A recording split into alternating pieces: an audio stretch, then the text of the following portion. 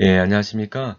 예, 이번에는 이제 그 2주차 2-1 강의를 시작하도록 하겠습니다.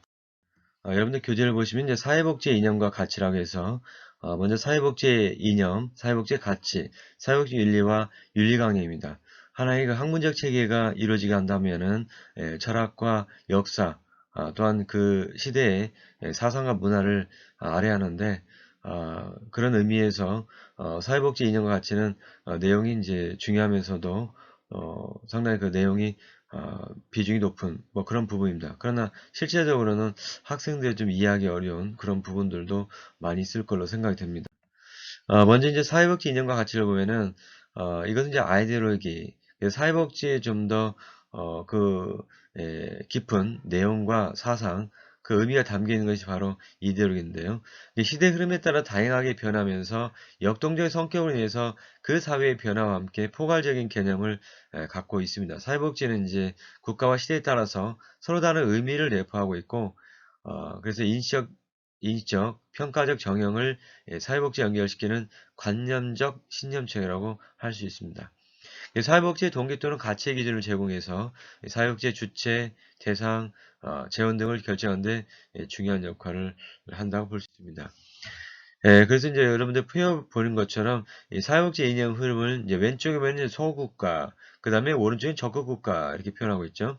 이 사회복지는 이제 잘 사는 핀란드나 노르웨이, 스웨덴 같은 나라를 보면은 주로 복지국가 잘 돼 있는 나라이면서도 국민에게 세금을 많이 거들어서 노후에 많은 혜택을 볼 수 있는 뭐 그런 형태로 되어 있죠. 그래서 저국가는 좀 더 사회주의 국가 형태, 또 소국가는 좀 더 자유주의 국가 형태다 이렇게 볼 수 있습니다. 그래서 사회복지 이념의 흐름을 보면은 우측으로는 개인의 자유를 강조하는 자유주의형과 또 좌측으로 보면은 이제 사회와 평등을 강조하는 사회주의형으로 나눠볼 수 있습니다. 그래서 자유주의형의 대표적인 것은 바로 자유방임주의, 자유주의와 신자유주의로 볼 수 있고, 사회주의 형태는 이제 사회민주주의 형태, 마크스주의, 더 나아가 신마크스주의가 그 대표자고 볼 수가 있겠습니다. 먼저 자유방임주의 형태로 보면은 개인의 경제활동의 자유를 최대한 보장하고 국가의 간섭을 가능한 배제하려는 경제사상 및 그 정책이 유래됐다고 볼 수 있습니다. 그래서 개인주의를 기초로 해서 중시적인 가치는 자유와 불평등인데요. 여기서 자유라고 하는 것은 타인의 간섭으로부터 자유인 소극적 개념으로 강제가 없는 상태를 의미해서 행위의 최고의 가치로 이 자유를 인정하고 있습니다. 다만 이제 자유방임주의자들은 복지에 대한 국가의 개입이 어떻게 생각하고 있을까요? 개인의 자유를 침해하기 때문에 국가 주도의 사회복지에 대한 개입을 반대하게 됩니다. 두 번째는 자유주의 형태인데요. 중세 사회가 붕괴됨에 따라서 한편의 영주제도, 즉 농노제도를 대신하는 새로운 생산 양식이 전개되는데 그게 바로 자유주의입니다. 자유주의는 이제 생산력의 향상과 화폐 경제의 침투로 말미암아서 이 힘을 얻기 시작한 농노가 점차 영주의 권력에 의한 규제를 벗어나서 경제 활동에서의 자주성을 획득하는 과정이 나타난다고 볼 수 있습니다. 사회복지 이념 중에서 이제 자유주의형은 자본주의 제도에 대해서 기본적으로 신뢰하지만 빈곤이나 비효율, 낭비, 시장의 실패 등 자본주의 문제점을 인정하고 있습니다. 문제점으로서는 정부의 개입을 통해서 해결이 가능하다고 보고 있는 거죠. 그래서 이제 정부는 이제 국민의 최저생활 정도만 책임지는 등 무제한 또는 만능적 역할을 감당하는 데서 부정적입니다. 따라 정부의 개입은 필연적이고 효율적일 때만 개입을 해야 한다고 인식하고 있기에 국가의 개입이 최소화가 바람직하다는 입장을 견지하고 있습니다. 그 다음에 더 나아가서 신자유주의 형태를 보면은 정부 권력의 시장 개입을 비판하고 시장의 기능과 민간의 자유로운 활동을 중시하고 있습니다. 1970년대부터 케인즈 이론을 도입한 수정 자본주의 실패를 지적하고 경제적 자유 방임주의를 주장하면서 본격적으로 대두되었습니다. 그래서 닉슨 행정부의 경제 정책에 반영되었고 이른바 레이거노믹스와 대처리즘의 근간이 되었습니다. 1970대 후반 이후로 세계 자본주의가 불황에 빠지고 자본 축적의 위기가 도래하자 이 위기의 주요 요인으로서 복지국가를 비판하면서 대두된 개념입니다. 특히 서구에서는 1970대 후반부터 경기 침체로 복지국가의 확대에 제동이 걸렸습니다. 신자유주의자들은 이제 정부 권력의 개입을 완전히 부정하진 않지만 정부 권력의 개입은 경기 효율성과 형평성을 오히려 악화시킨다고 주장합니다. 따라서 공공복지제도를 확대하는 것은 정부의 재정을 팽창시키고 근로의욕을 감퇴시켜 이른바 복지병을 야기한다고 주장합니다.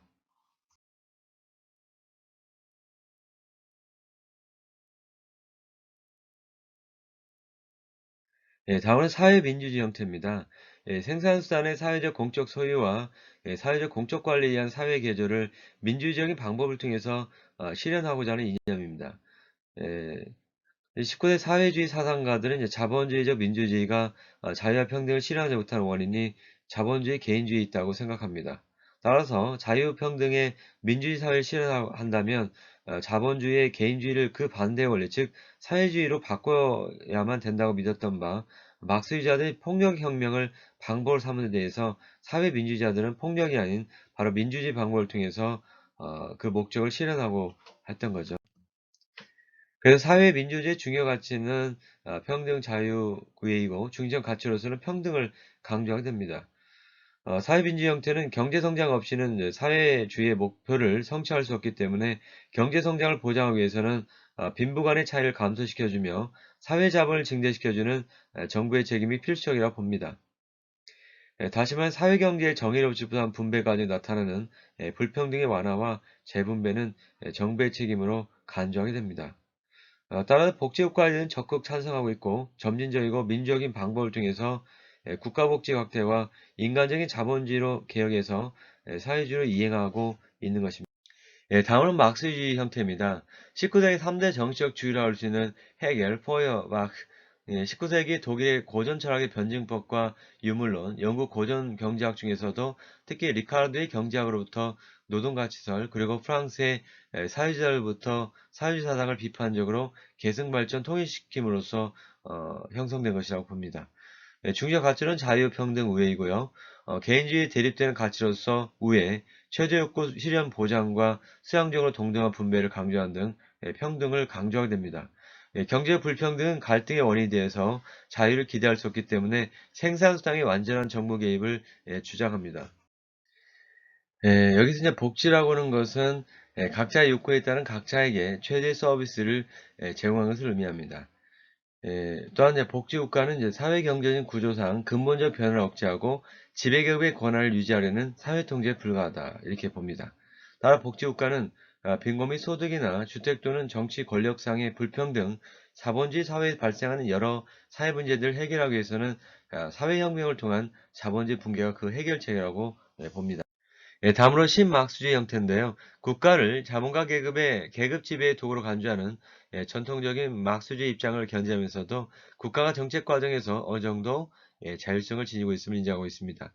국가가 계속적인 자본 축적을 위해서 복지 정책을 추구하는 과정에서 자본가 계급으로부터 어느 정도 자율성을 유지할 필요가 있음을 인정하고 있습니다.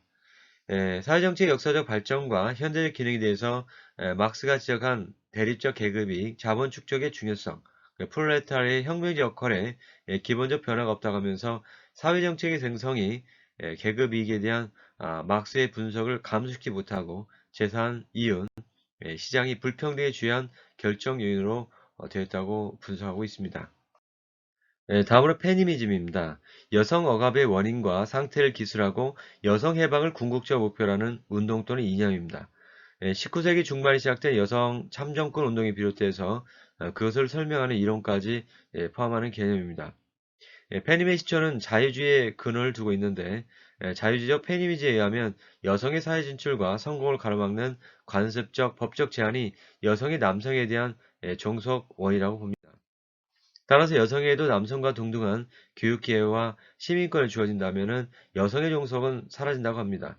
복지국가가 모든 시민의 평등에 큰 영향을 미치는 노동시장에서 여성들이 평등한 지위를 보장받을 수도 하는데 필요한 서비스를 제공할 수 있다는 측면에서 강한 지지를 보이고 있지만 페미니스트들은 이제 복지국가가 남성들이 정책 이반자이고 여성들은 단지 정책 수혜자로 머무는 남성 지배적인 국가라고 주장하고 있습니다. 네, 두 번째 사회복지의 가치적인 측면을 살펴보도록 합니다. 인간에 관해서 그리고 인간을 다루는 적절한 방법에 대해서 전문이 가는 신념입니다.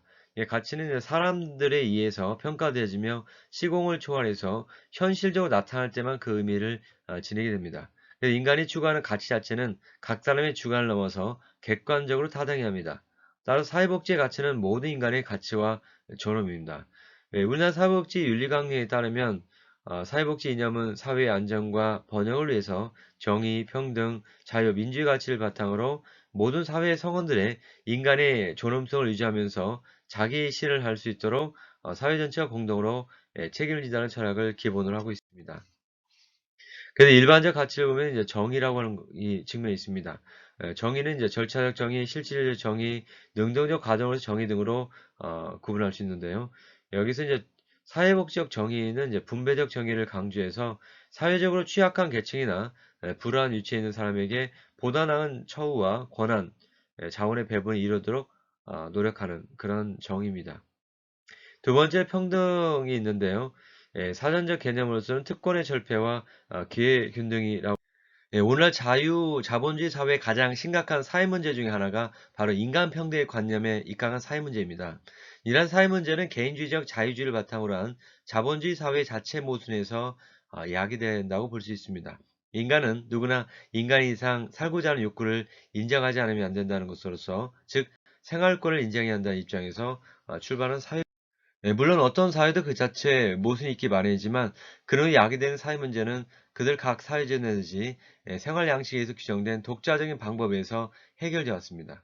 국가 독점 자본 시대에 나타난 빈곤의 일반화가 이 시대의 사회 문제의 특징이며 이에 대한 새로운 사회적 대책으로 등장한 것이 평등 사상을 바탕으로 한 생활권 사상입니다. 이 사회복지 가치의 가장 중요한 것 중 하나가 바로 평등은 이제 사회적 자원의 재분을 통해서 사회 구성원의 삶의 질을 골고루 향상시키는 가치입니다. 평등의 개념이 복지국가의 형성과 확대에 기초가 된 것은 적적 의미의 평등으로서 복지국가의 평등의 전략은 보편주의 원칙에 입각하여 모든 국민에게 사회적 권리로서 보편적으로 제공하는 사회복지 급여와 서비스를 통해서 일정한 수준의 기본적인 삶을 보장하고 사회적 불평등을 감소시켜 노력을 해왔습니다. 세 번째 자유입니다. 이 사회복지 가치에서 가장 논란이 많은 개념 중 하나는 자유인데요. 자유의 개념엔 소극적 자유와 적극적인 자유가 있습니다. 반집합주의자는 이제 소극적 자유를 사용하고 페이비언주의와 막스주의자들은 이제 적적 자유를 사용합니다. 전자는 사유재산권 행사의 자유 또는 급여나 서비스 선택의 자유를 강조해서 복지단 국가의 개입을 자유 침해로 간주합니다. 반면에 후자는 사회적 권리로 복지를 누릴 수 있는 자유를 인식하며 국가의 복지에 대한 개입을 적적 자유 확대로 간주합니다. 네 번째 사회통합이란 개념입니다. 비통합적 상태에 있는 사회 내 집단이나 개인이 서로 적용함으로써 단일의 집합체로 통합되어가는 과정입니다. 이 사회복지 분야의 사회통합이라는 개념은 일정한 사회 단위 내의 구성원 상호간 또는 구성원이 사회에 대해서 갖는 연대감 또는 애착의 감정 형성을 의미합니다. 원래는 이제 사회통합이라는 용어 대신에 사회참여라고 하는 그래서 사회복지를 가장 대표한 가치 중 하나가 바로 이런 연대라고 하는 개념인데요. 이 사회복지는 이제 구성원 상호간의 도움을 주고받는 행위를 통해서 사회적 자원을 재분배하게 됩니다. 특히 장애인 분야, 노인 분야에서 이런 이제 사회통합이라는 용어를 많이 사용하고 있습니다. 앞에서는 일반적 실천의 가치를 봤다면 이제는 이제 전문적 실천의 가치에 대한 부분입니다. 첫 번째 인간의 존엄성인데요. 이 사회복지가 추구하는 목표는 인간 존엄성의 구현이기 때문에 사회복지란 가치 개념이 될 수 있습니다.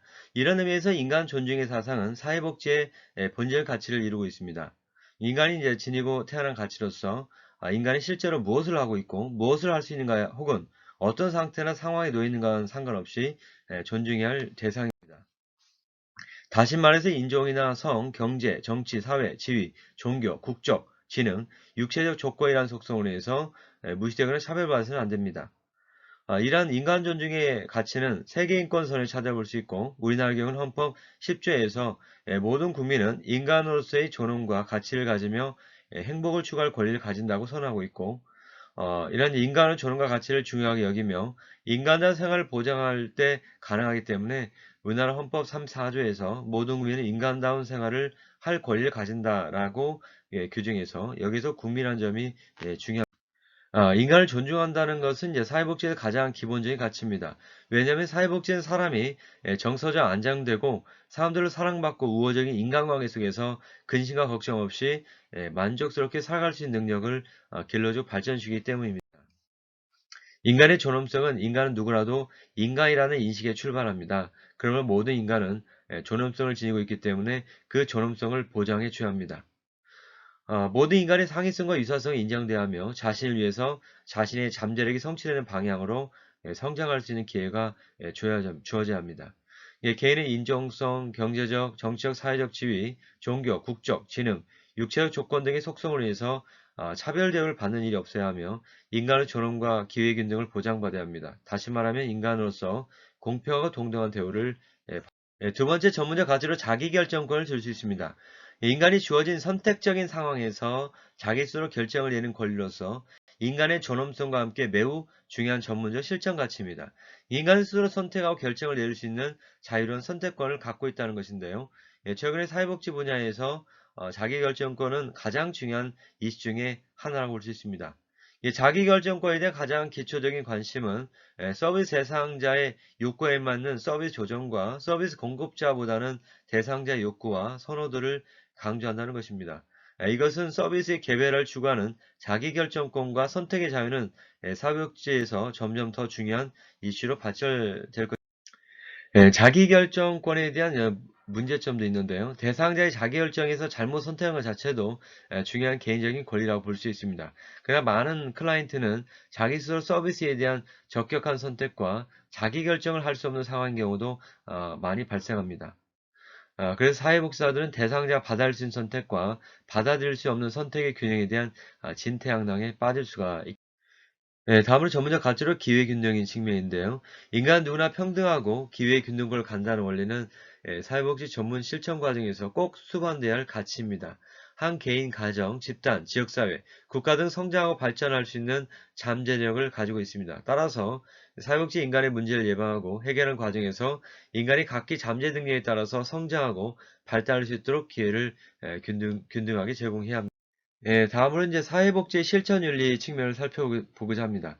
사회복지 가치와 윤리는 전문가로서 사회복지 실천가들이 활동하는데 기준을 제공하고 있습니다. 또한 사회복사의 역할과 개념 형성에 영향을 미치는 중요한 요인이 됩니다. 레몬은 사회복 실천에 있어서 윤리의 필요성을 다음과 같이 제시하고 있는데요. 이 사회복 실천 윤리는 전문가 자신의 가치와 클라이언트, 지역 주민, 동료, 슈퍼바이 등 다른 사람들의 가치관 사이에 어떤 공통점과 차이점이 있는가에 관해서 체계적으로 확인하기 위해서 필요합니다. 두 번째 사회복지 실천 윤리는 사회복사들이 윤리적 딜레마를 이해하고 이에 대처할 수 있는 능력을 갖추기 위해서 1960년대 미국 사회는 클라이언트의 이제 복지권, 평등, 인권, 사회정의 등에 대한 욕구가 높아지면서 클라이언트의 다양한 가치 체계에 대한 중대한 관심을 기울이기 시작했습니다.